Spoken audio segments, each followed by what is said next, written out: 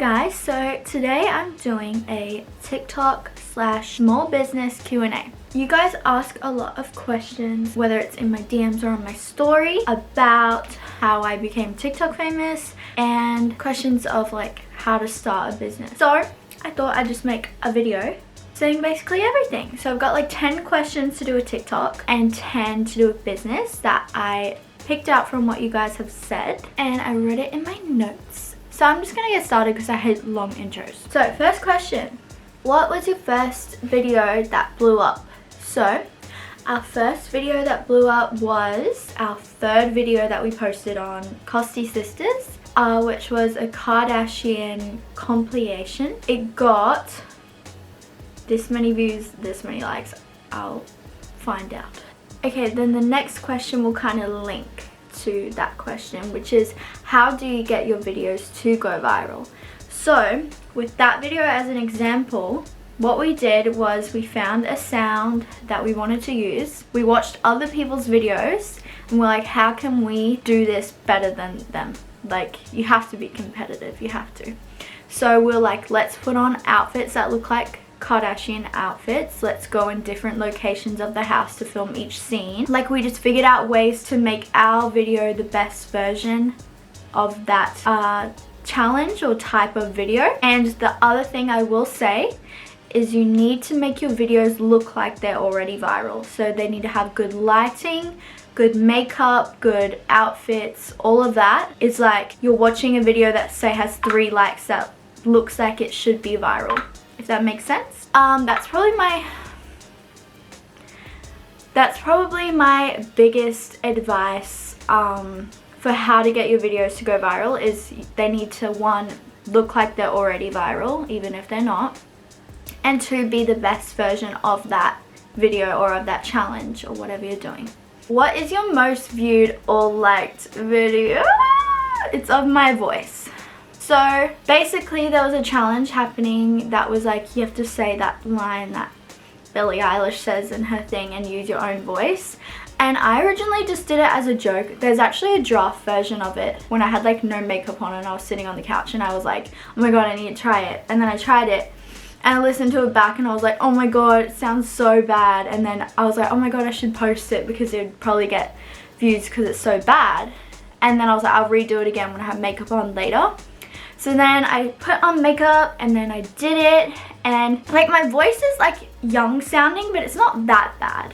But with that sound, it sounded really bad. Like, it sounded so young and babyish. I don't know. It got 10 million views, 1.6 million likes for literally talking.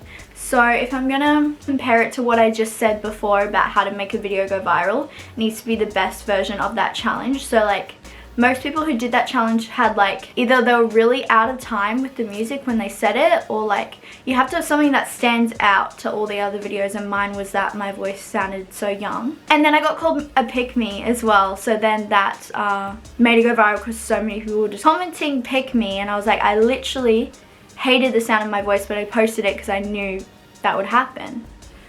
Number 4 is, what was your first brand deal? I think our first brand deal was Loving Tan, which is funny because I don't actually fake tan, but because it was our first brand deal, we wanted to accept anything, because at the beginning, accept any brand deal you get, because as soon as you're posting collabs with brands, other brands will notice you, and then you get so many brands. So that's another tip as well.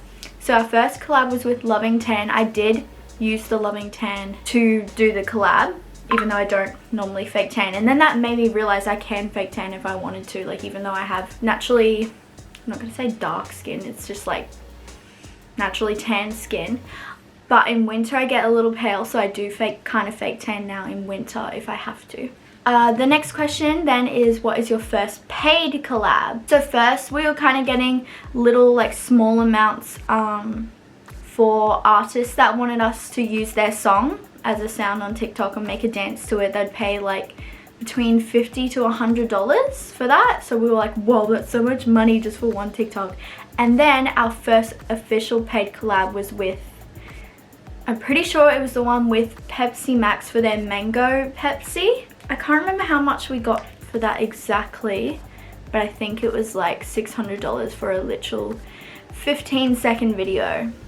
Definitely try hard with your TikToks because you can get easy money from doing TikTok videos. Question number 6 is, what is the best time to post? I get this question so often, but to be honest with you guys, TikTok is so all over the place. It's not really like Instagram, how there's a specific time that's good. We always think that like around 5 to 7 p.m. is like a good time to post, but honestly, there's been times we've posted stuff at the most random times of the day and it's still gone viral. Sometimes really late at night works because it targets the American audience, because like it's more morning for them, I think late at night for us in Australia. So sometimes that works randomly. The one that got 10 million views I think was posted around 4 or 5 p.m. but it's really random on TikTok. There's not really a specific time that will really help. Question number 7 is, what made you start a TikTok with your sister? It was actually her idea. I think I've answered this question before, but it was her idea. It was just on the Christmas holidays, and we were kind of just bored and we're like, oh, let's make an account together and see if we can go viral.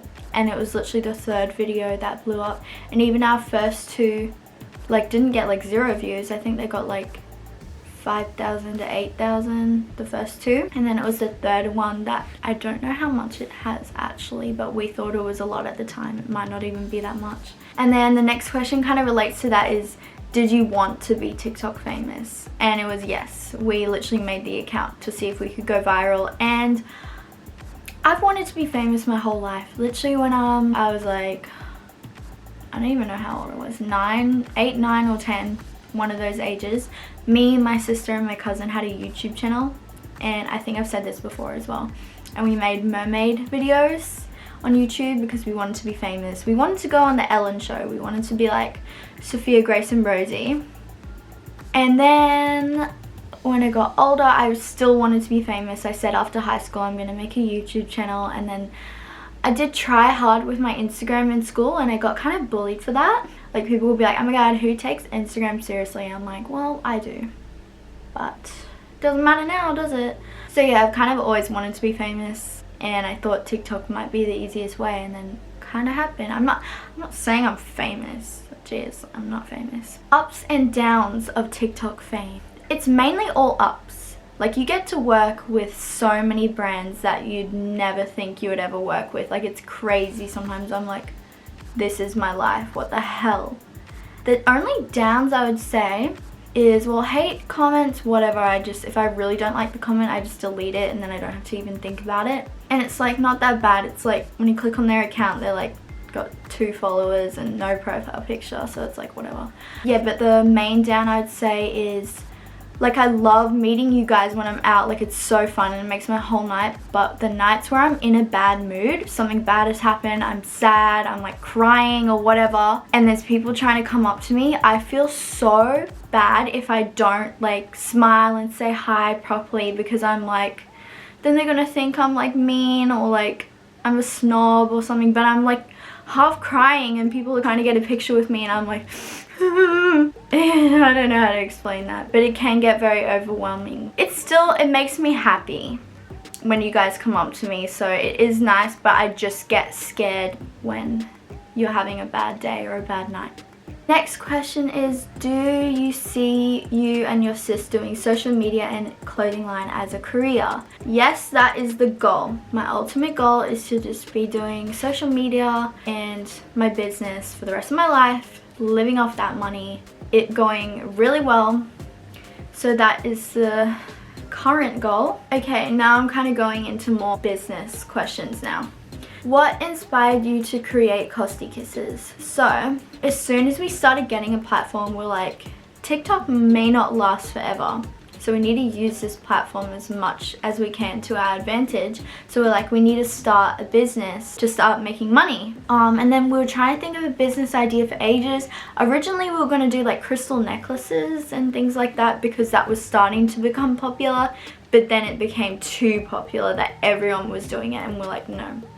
can't do that anymore. And it wasn't fully like us. Like, yeah, we are into crystals and stuff like that, but we're not crazy crystal people. Like, I'm not calling crystal people crazy, by the way. I just meant like there's some people that's their like whole vibe. Should I say the whole story? I'll kind of say like basically the story is that we were just in the car and I was thinking about how Juicy Couture tracksuits, that kind of look is starting to come back in, and I was like, but Juicy Couture tracksuits are so expensive and really hard to find, like they're kind of rare. So what if we made our own brand that's like similar, and we could write our logo on the back or whatever. And then so that idea got brought up. We were literally in the car and then it just came to my head. I was like, how about Costy Kisses, and then we can write kisses all over everything and we can have like kiss prints as our logo. And then mom was like, that's actually a really good idea. And same with my sister, and then we're like, oh, okay, we're rolling with this now. So we will be coming out with the tracksuit idea more towards winter next year.